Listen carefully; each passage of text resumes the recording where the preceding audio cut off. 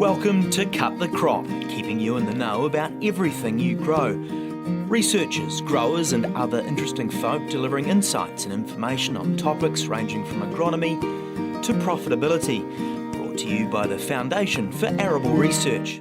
Hello and welcome to Cut the Crop. I'm Anna Heslop and today my guest is Chris Smith, FAR's Technology Manager. Chris's role was established last year to reflect the increasing use of precision agriculture technology by arable farmers.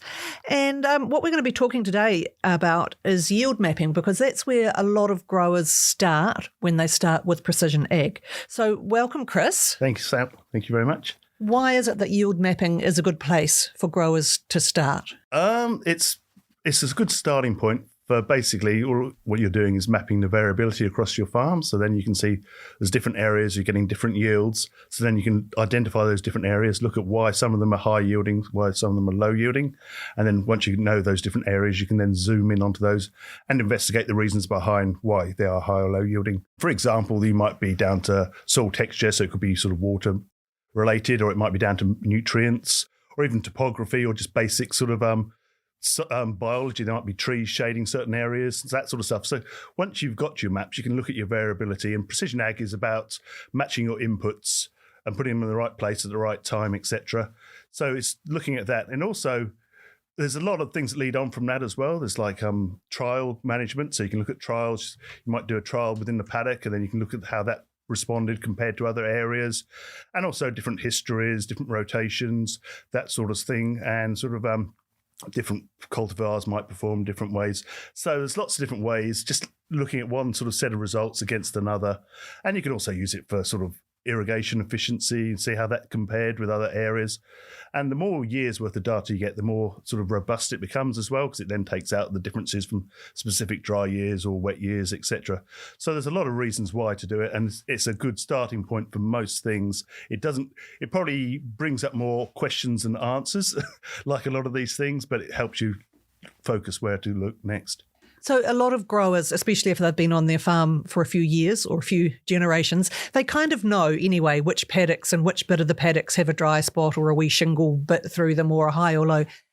What's the value of that specific information versus just knowing that that's paddock that ends this or that middle bit's that? Yeah, it gives you more of a range on what you're seeing. So you can see like some variability. If the variability is only a couple of, say, a ton or whatever, or if it's like 5 or 6 tons, then you can see some big dramatic differences. So it quantifies that. As they're going across the paddock combining, a lot of the combines these days will have sort of your sort of yield coming off as you're going along, but to actually see it specifically at different areas and look and say, okay, well, that I can see that if they know the fields, I say, yes, well, that is because that's a dry knob and we've had a very sort of dry year, or, oh yeah, that's where there's a high yielding area there and it's gone flat, and that's because we used to have a muck pile there, etc. So they can see a lot of the reasons behind it as well, definitely. But it's also just quantifying some of that variability and also trying to look at raising that yield up on the lower areas as much as anything else.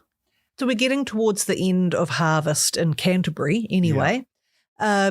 People have been using their yield monitors, and you've been talking to a couple who have had some interesting results, more interesting than they expected. Also, I was talking to another, one of the pathfinders the other day, Andrew Darling, who's looking at using N sensors to actually reduce his nitrogen use on the farm.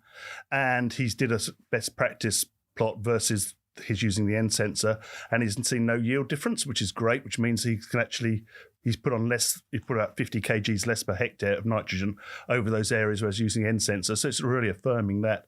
And likewise, I caught up with another grower the other day. He had a paddock that was split into 3 different, last year it split into 3 different crops, and this year he's merged it all and put it into wheat. And as he was going across the paddock, he could see the differences coming up. And it's only when the map sort of finished itself off at the end, he could see the 3 different paddocks had 3 different yields on there. And there was, we still got to calibrate the data up, but it's looking like there was a range of 2 to 4 tons difference on one paddock compared to the other, sort of for different reasons. So we're now looking at that and trying to investigate why he was getting those different yields. And some of that at least will be down to that paddock history. Absolutely, yeah. So it's down to those different paddock histories. It's also looking like it was down to his previous herbicide management, etc. There was a lot of grass weeds in one part and there were no grass weeds in another part. So it's looking through that and also looking at the previous histories, the previous cultivations.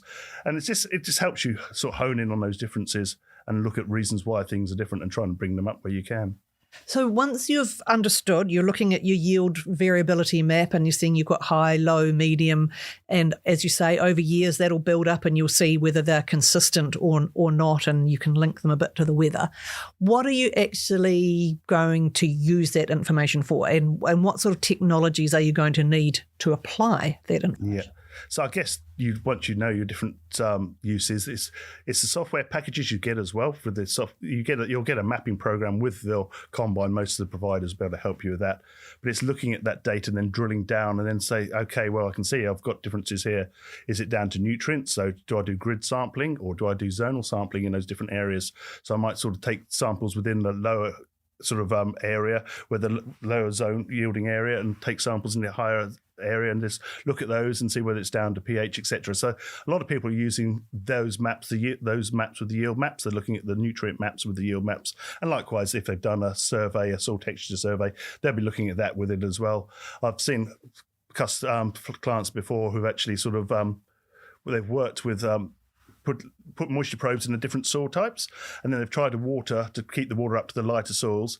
And then when they came in with did the yield mapping, they saw that they'd actually jeopardised some of the yield. They lost some of the yield on the heavier areas because they've tried to keep the water up. So not only have they applied too much water on those heavier areas, it also had a yield penalty. So it brings that up, and then they can say, well, there's actually a good point here to justify putting on variable rate irrigation, so I can manage that in the future. So it just helps you with a lot of.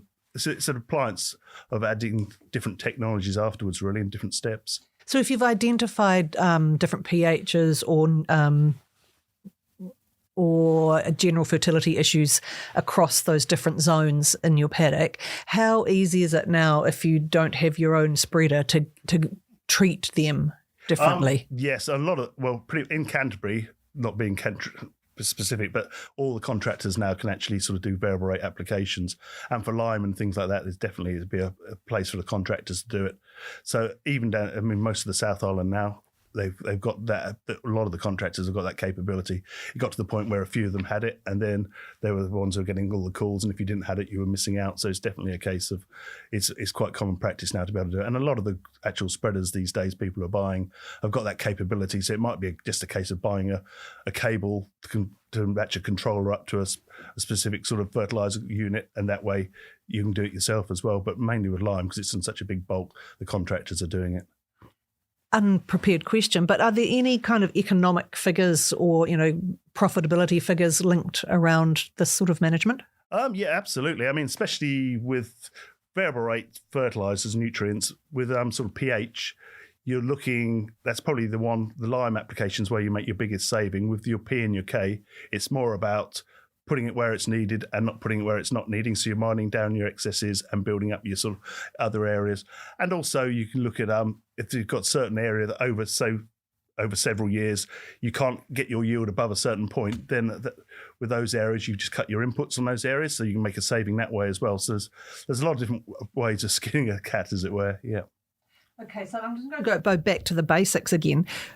I've got a brand new combine harvester, as they say. It's got yield mapping in it. Where does that information go? What do I need to do with it? Because I don't know anything about this. Yep, that's a good question. There's different manufacturers have different ways of doing it. Some of them, like John Deere, they'll send it off straight to the cloud. A lot of the other systems, they'll store it on the combine itself, so you can actually go in with a USB stick or something called an SD card, which is a security data card.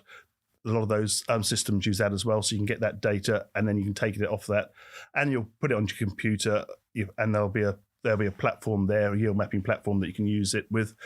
The trouble with the SD cards is most of the computers these days don't actually have an adapter for them, but you can get those from most retailers for $30 to $40, and then you can read the card. I'd also say, actually, at the end of each season, put a new card in, or have two cards prepared, and halfway through the season, swap the one card out for another, because you don't want to lose all your data halfway through.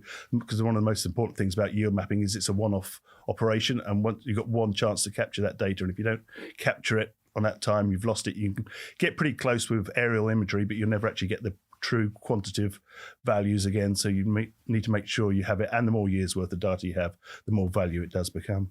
So once you've got that data, can you analyse it yourself, or do you need a consultant, some expert to come in and help with that? You can analyse it yourself. I mean, a lot of the software packages will smooth out some of the errors. So you can actually look at, there's other softwares out there where you can actually go into the data and actually take out some of those errors and fine tune the maps themselves. But the general maps you get off the software is it's a trend. It's a good trend. You can see it's showing you your different zones. But there are a lot of companies out there who offer different packages to do that, and you can do it yourself. But it's a case of time, etc. And it's one of those things, if you only use the software once a year, it'll take you a lot longer than somebody who's using it all the time. So there's pros and cons of doing both methods. Okay, so if somebody's thinking about going into yield mapping, setting up management zones, what's your first most important advice for them? I would definitely make sure the data's good, because if it's rubbish in, it's rubbish out. So how do you make sure the data's good? So you make sure that you've got all your yield monitoring data before the harvest starts. You make sure you've got your sensors, your flow sensors, your moisture sensors, etc. Everything's working. The paddles on the elevator are all good, so otherwise you'll end up having jumps in the yield and that sort of thing. The computers are talking, the GPS is working. It's like you get your combine service at the beginning of the season. It's like electronic service for the combine as well. Okay, well, anything else you want to add on that?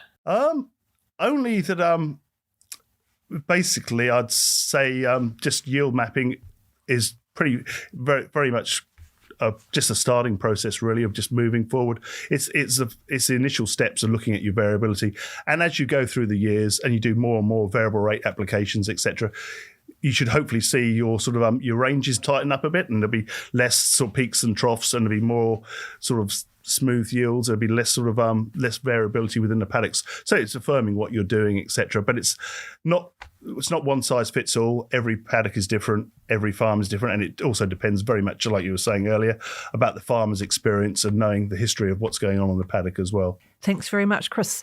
Thank you, listeners. Have a great day on the farm.